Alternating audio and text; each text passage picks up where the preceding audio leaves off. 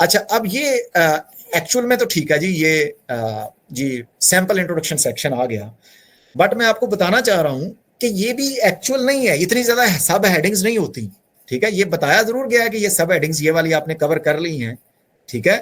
But आप ये अगर देखें गौर से तो here is how actually it looks like in your paper. ये है जी आपका इंट्रोडक्शन का सेक्शन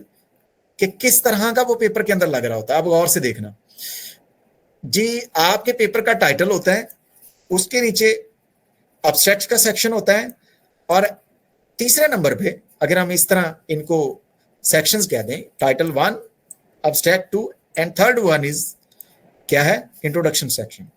आपके इंट्रोडक्शन सेक्शन के पहले 2 पैराग्राफ बैकग्राउंड सेक्शन के होंगे, आपकी फील्ड का बैकग्राउंड, जनरल बैकग्राउंड और स्पेसिफिक बैकग्राउंड। आपके इंट्रोडक्शन के सेक्शन की अगला जो पैराग्राफ होगा वो गैप्स, रिसर्च गैप्स को एड्रेस कर रहा होगा इस करंट डोमेन के, ठीक है। और आपका जो इंट्रोडक्शन सेक्शन है ये तो जनरल गैप्स और जो प्रॉब्लम्स डिस्कस कर ली, स्पेसिफिक गैप्स जो कि अलाइन कर रहे हों आपके ऑब्जेक्टिव्स और आपकी नोवेल कंट्रीब्यूशंस के साथ, उनको डिस्कस कर रहा था। अच्छा, अब होता क्या है, मोस्ट ऑफ द जर्नल्स इस चीज को अप्रिशिएट करते हैं कि अगर इंट्रोडक्शन के पहले 3-4 पैराग्राफ जो बैकग्राउंड्स और करंट प्रॉब्लम्स को डिस्कस कर रहे हैं, उनके अलावा यहाँ पे समझ लें 4 पैराग्राफ कंप्लीट हो गए, उनको डिस्कस करने के बाद अगर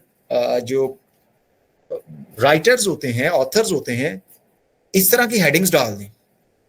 ठीक है, सॉरी सब हेडिंग्स डाल दें। इंट्रोडक्शन अगर 1 है तो ये 1.1 हो जाएगी, ठीक है, this is 1.1, it is a सब हेडिंग ऑफ इंट्रोडक्शन। यहां पे आप बता रहे हैं कि करंट रिसर्च के अंदर क्या वो लिमिटेशंस हैं जिनको आप एड्रेस करने जा रहे हैं, ठीक है। These can be in points,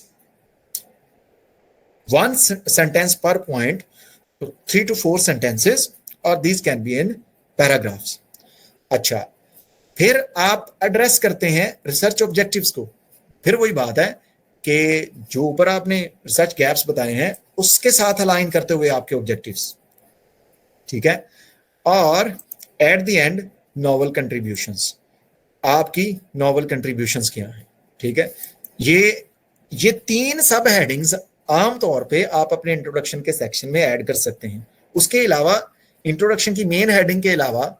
आप, अच्छी बात है कि कोई हेडिंग, सब हेडिंग ऐड ना करें। कभी कभी ऐसे भी होता है कि ये सब हेडिंग्स भी नहीं लाजमी होती, कि किसी जर्नल या जो है वो कॉन्फ्रेंस है उसने कोई उसकी स्पेसिफिक गाइडलाइन नहीं दी, तो इसका मतलब है ये हेडिंग नहीं है तो कोई मसला नहीं है, इसका कंटेंट तो है ना, नीचे कंटेंट होना चाहिए, ऑब्जेक्टिव्स होने चाहिए यहाँ पे, ठीक है। वो पॉइंट्स में हो या पैराग्राफ में हो, वो यहाँ पे होना चाहिए, कंटेंट होना चाहिए।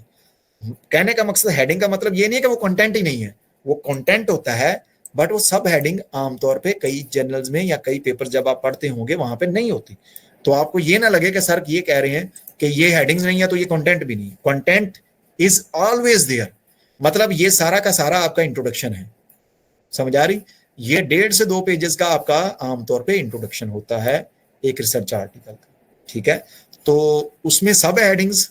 ये 2-3 देनी है या नहीं देनी, वो सिचुएशन पे डिपेंड कर रहा होता है। और अच्छी बात ये है कि जब आप फर्स्ट ड्राफ्ट राइट कर रहे होते हैं तो आप ये सब हेडिंग, ये वाली खास तौर पे जो मैंने आखिरी सेक्शन आपको बताया कि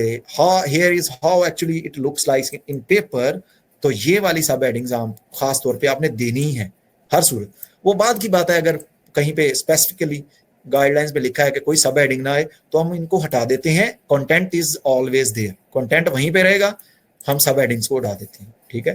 तो बात समझ आ गई। जैसे ये नीचे उसने कहा था ना कि आपके पेपर का पूरा वो आगे स्ट्रक्चर होता है, तो हमने इसकी सब हेडिंग नहीं दी, ये जरूरी नहीं होता है, और आमतौर पर ये भी जरूरी नहीं होता, बट यहां तक आपका इंट्रोडक्शन हर सूरत जरूरी होता है। जो पॉइंट्स डिस्कस किए गए उसके अंदर वो सारे के सारे पॉइंट एड्रेस होने चाहिए, ठीक है, 6 से 7 पॉइंट्स। तो ये फाइल इंशाल्लाह मैं आपके साथ शेयर भी करूंगा, और ये दीज आर द रेफरेंसेस जो यहाँ पे IEEE में देखें कि 1 से लेके, अब इसमें ना ये देखें, ये 1 से लेके एक सीक्वेंस में रेफरेंसेस दें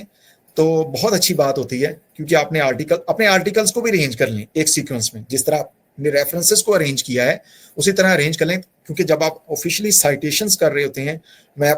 बताऊंगा कि आप साइटेशंस किस तरह करते हैं उस प्लेटफॉर्म से, सिमेंटिक स्कॉलर या गूगल स्कॉलर से इजीली साइट किस तरह कर सकते हैं, मैनुअली भी साइट कर सकते हैं, कोई टूल भी यूज कर सकते हैं, और फिर बिब जो फाइल है for the overly for latex वो एक अलग चीज है। तो सिंपली आप वैसे भी साइट कर सकते हैं, ये जस्ट वैसे ही मैंने साइट किए हैं, वहां से मैनुअली पेपर का टाइटल वहां पे पेस्ट किया सिमेंटिक स्कॉलर में, और वहां पे जो साइट का ऑप्शन आता है तो उस पर क्लिक करके MLA या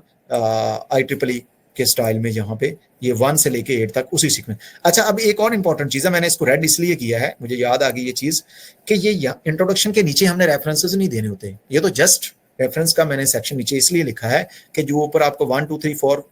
1 to 8 आपको जो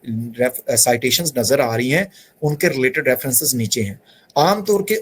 ओवरऑल जो रेफरेंसेस का सेक्शन है वो सारा का सारा आपके पेपर के एंड पे होता है, ठीक है, ये ज़हन में रखनी।